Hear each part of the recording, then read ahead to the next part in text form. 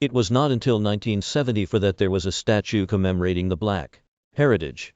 This has had a very real impact, with most of the legal challenges resolved after the violent Unite the Right rally of August 2017, and the statue of Robert E.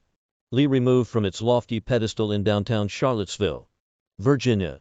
Local lawmakers in December 2021 voted to do the unimaginable: donate the statue to the local Jefferson School African American Heritage Center.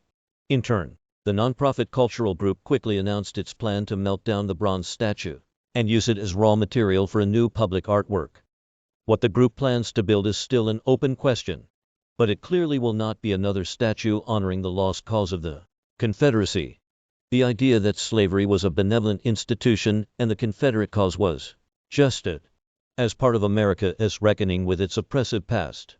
Charlottesville and the rest of the nation face the question of not just which statues and other images should be taken down, but what, if anything, should be put up in their place. Statues of Black Americans and, more importantly, the lack of are an often overlooked barometer of racial progress, hidden in plain sight. Despite their silence, statues are active portraits that can reinforce the value and visibility of Black Americans. The lack of Black statues sends a clear message of exclusion. For its part, the Jefferson School African American Heritage Center wants to be not only more inclusive in the decision-making involved in determining the future of the Lee statue, but also transformative. Our aim is not to destroy an object, it is to transform it, Andrea Douglas, the center's executive director, explained. It is to use the very raw material of its original making and create something that is more representative of the alleged democratic values of this community, more inclusive of those voices that in 1920 had no ability to engage in the artistic process at all. As a professor of pop culture history who studies Black statues within mainstream society, I believe Charlottesville is not the only city in need of healing, with more questions being asked about today's relevance of Confederate statues. Americans must also ask critical questions about the role of statues in reflecting present morals and future ideals. While not uncommon to spot statues of accomplished Black athletes, such as Ray Lewis in Baltimore, Michael Jordan in Chicago, or Bill Russell in Boston, it is certainly rare to find Black Americans memorialized outside of the sports and entertainment industries. With few new exceptions, public and prominent statues of Black people are non-existent. In 2021, the public art and history nonprofit group Monument Lab researched and chronicled 178 statues, plaques, parks, and obelisks across the United States.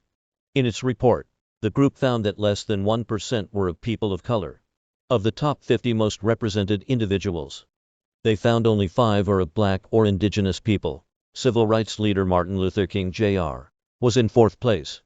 Abolitionist and Underground Railroad leader Harriet Tubman in 24th. Shawnee Chief Tecumseh, who led Native American resistance to colonialism, in 25th.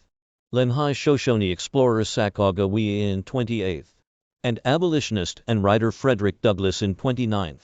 More than likely, that percentage will remain the same for the foreseeable future, even with the recent wave of removing controversial statues in 2020 and 2021. Since May 2020, the Toppled Monuments Archive has detailed 84 such removals of colonialist, imperialist, racist, and sexist monuments in North America. In addition, the Southern Poverty Law Center, whose heritage project says that if other Confederate symbols are included, such as institution names and publicly displayed plaques, a more accurate number is that 168 were taken down in 2020. Not a single statue was built to honor the legacy of a Black person until 1974, when the likeness of famed educator Mary McLeod Bethune became the first Black statue ever erected on federal lands. The Martin Luther King Jr. Memorial on the National Mall was not installed until 2011. Tensions over this controversial symbol led to the removal of a similar statue in Boston on Dec. 29, 2020. Public art is widely viewed as a tool to tell a more complete and honest narrative. As noted in the key findings of the Monument Lab's audit, monuments should be held accountable to history. Monuments that perpetuate harmful myths and that portray conquest and oppression as acts of valor require honest reckoning, conceptual dismantling, and active repair. The audit concluded Part of the repair is occurring in Charlottesville and in Richmond, Virginia, where most notably, Rumors of War, a bronze statue featuring a young, vibrant black equestrian in dreadlocks and urban streetwear atop a powerful horse, was erected in 2019 in front of the Virginia Museum of Fine Arts, which had commissioned it. As with Charlottesville, Americans can reject the notion that our future, as now represented in public statues, is permanently fixed in stone. Perhaps when it comes to our existing statues, it is time to consider what we can melt down in other places and forge anew. Frederick Gooding, Jr., is the Drive. Ronald E. Moore, Professor of Humanities and African American Studies at Texas Christian University.